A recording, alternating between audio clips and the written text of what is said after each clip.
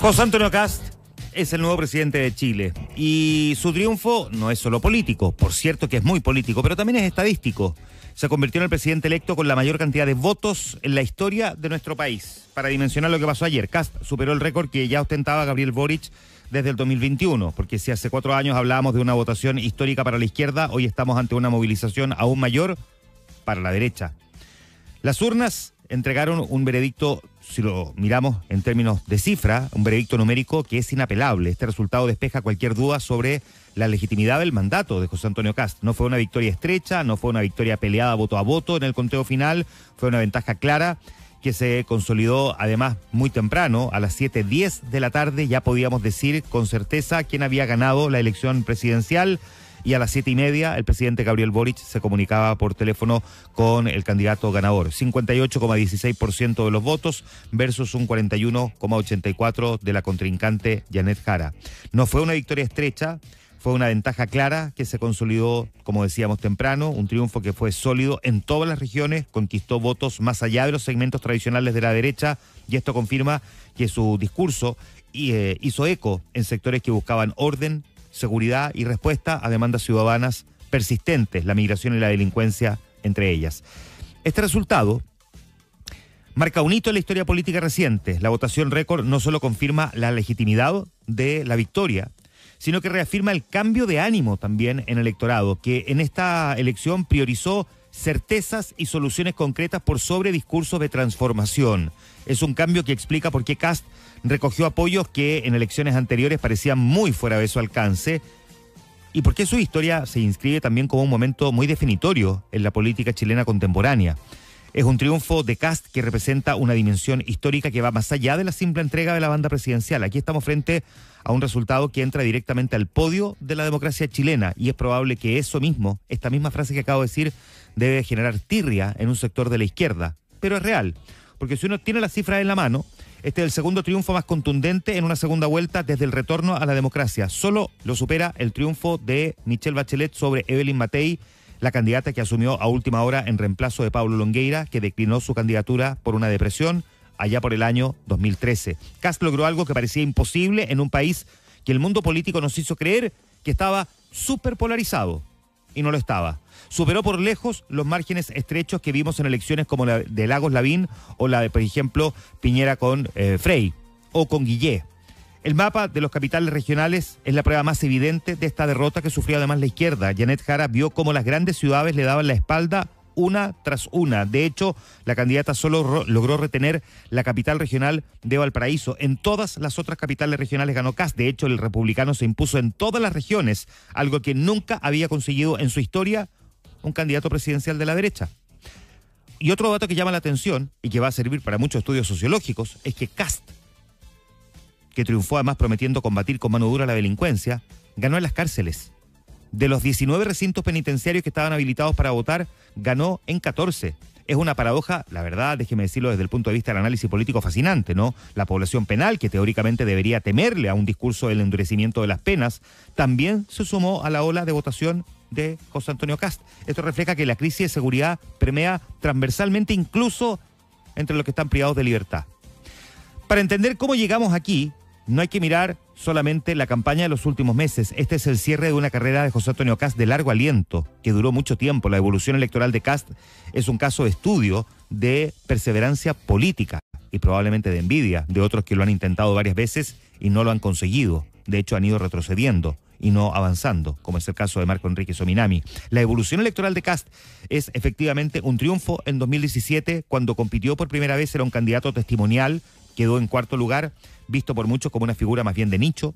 En 2021 se pegó un tremendo salto, ganó la primera vuelta, demostró que podía convocar a las masas, aunque terminó finalmente chocando con un techo en la segunda vuelta, allí donde Boric logró ganar gracias a quienes en masa fueron a las urnas en el balotaje y que se habían quedado en la casa en la primera vuelta. En esa época era elección con voto voluntario. Pero ahora, en 2025, y con voto obligatorio, Kast rompió ese techo de cristal. Y lo interesante es que no cambió su discurso. Lo moderó, sí, pero no lo cambió. Fue el país el que cambió su sintonía. Los votantes aumentaron elección tras elección con Kast, no porque él se moviera al centro, sino porque la demanda ciudadana se movió hacia sus temas. Seguridad, orden, control migratorio. Lo que hace 8 años parecía una propuesta extrema, hoy se convirtió en el sentido común de la mayoría. Kast pasó de ser una anécdota en la papeleta a convertirse en el presidente con mayor respaldo popular en la historia de nuestra república. Kast logró captar una parte significativa también del electorado que en primera vuelta había votado por Franco Parisi, y ese trasvasije resultó clave también para su victoria. De hecho, ganó con holgura en el norte, una región donde el voto parisista fue especialmente fuerte en la primera vuelta. Ahí recordemos que en el norte grande, las 4 regiones del norte grande, Franco Parisi fue primero. Ahora ganó Kast, y con distancia. Ese respaldo desplazado ayudó a consolidar su mayoría en comunas y en localidades donde la demanda por orden y por control de la migración, por sobre todo, son prioridades inmediatas para esa gente. El comportamiento del electorado parisista fue muy importante. Ahora, fue diverso, no fue homogéneo. No todos los electores de Parisi se volcaron automáticamente hacia Kast. Una porción optó por abstenerse, por votar en blanco o por anular. Y esto refleja la naturaleza volátil y también antipolítica de quien respaldó a Franco Parisi en primera vuelta. Esa dispersión nos dice que el voto de Parisi no siempre responde a una lealtad ideológica, sino a una insatisfacción más bien pragmática y a una desafección hacia los partidos tradicionales. De hecho, déjeme decirle que la segunda vuelta dejó también otro dato histórico, una señal de alerta que yo creo que nadie debería ignorar. Casi 1 millón de chilenos optó por votar nulo o blanco. Estamos ante la elección presidencial con la mayor cantidad de votos no válidos desde el retorno a la democracia. Esta cifra récord, que bordea el 7%, es el reflejo de una tercera fuerza que es silenciosa. Esos votantes que, obligados a tener que ir a votar por ley, rechazaron visceralmente ambas opciones. Si bien este voto de protesta se duplicó respecto a la primera vuelta, también hay que decir que no fue suficiente para empañar la legitimidad del triunfo de Kast, pero sí nos deja un recordatorio de que hay una fracción importante del país que no se siente representada por la oferta política actual y que sigue mirando el sistema con mucha desconfianza. Más allá de los números, el triunfo de José Antonio Kast confirma algo bien profundo. La política chilena cambió de eje. Esta elección ratifica que el verdadero divisor de aguas ya no es la pelea entre la izquierda y la derecha, lo que se llama el famoso clivaje, ¿no? Que uno pone a un lado y lo confronta con algo completamente distinto, antagónico. No, aquí no estuvo la vieja pelea entre la izquierda y la derecha. Yo sé que algunos dicen, pero ¿cómo, Juan Manuel? Sí, evidentemente sí. No. En apariencia sí, pero era mucho más que eso. Aquí fue más bien la lógica del apruebo y rechazo. La segunda vuelta se jugó entre la continuidad del ciclo que se abrió con el estallido en 2019 y la promesa de ordenar la casa, que dejó también ese estallido. Kast capitalizó ese eje con mucha claridad, lo transformó en una mayoría electoral y por eso gana. Y cuando uno gana, inevitablemente otro pierde. Y el resultado supone por lo mismo una derrota muy potente para la izquierda. No hay cómo barrer este tema debajo de la alfombra. No se trata solo de perder la moneda, sino de confirmar que el impulso refundacional que les permitió controlar la convención y ganar la presidencial en 2021 perdió mucho respaldo social. El electorado giró desde la expectativa de cambio hacia la exigencia de estabilidad, de seguridad, de funcionamiento del Estado, de los problemas más cotidianos y no tanto de los problemas woke, como se le llegó a decir en algún momento. En ese tránsito, en ese camino, es donde la izquierda se perdió. Quedó asociada a continuidad, a desgaste, a promesas incumplidas y sobre todo a poner el énfasis en preocupaciones muy secundarias frente a la emergencia de preocupaciones prioritarias. Kast, en cambio, logró agrupar a votantes del rechazo, a sectores desencantados con el proceso constitucional y a un electorado que priorizó orden por sobre transformaciones profundas. Este mensaje es transversal y además fue muy nítido. Se quiso cerrar ese ciclo refundacional y reencauzar la política dentro de los márgenes más conocidos.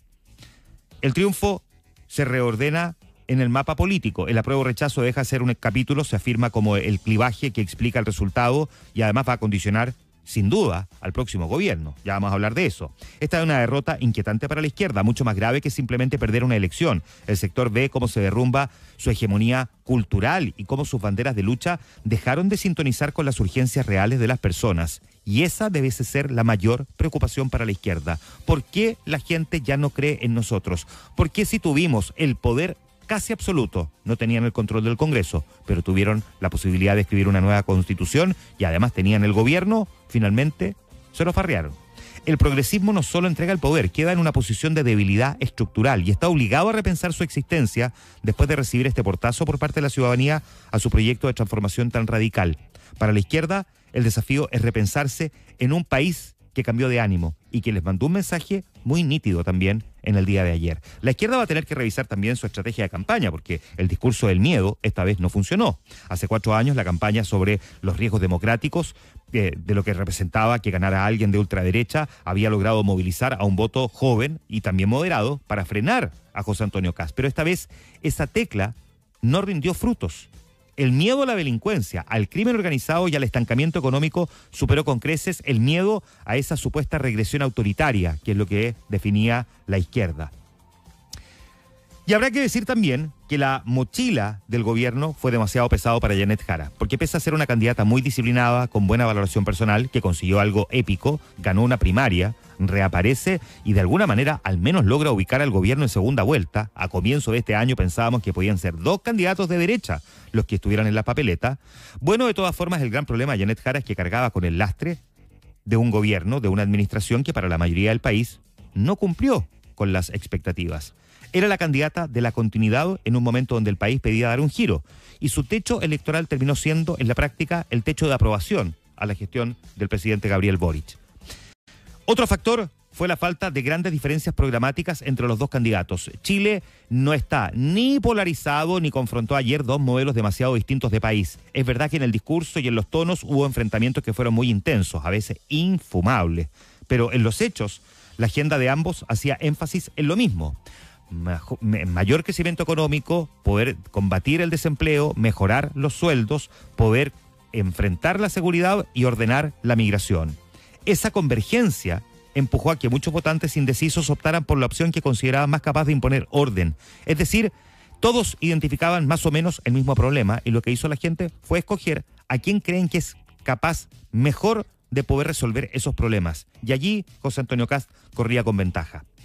La política siempre tiene un sentido de ironía también que a veces es implacable, ¿eh? Hace 4 años Gabriel Boric y José Antonio Kast eran las antípodas absolutas, representaban 2 visiones de país que parecían imposibles de conciliar, protagonizaron una de las campañas más polarizadas, esa sí fue polarizada, de nuestra historia reciente. Eran el agua y el aceite. Bueno, de hecho todavía lo son, ¿no? Pero hoy día la historia da un giro en 180 grados. El destino quiso que sea precisamente Boric quien tenga que entregarle la banda presidencial a José Antonio Kast, su contrincante del 2021, el próximo 11 de marzo.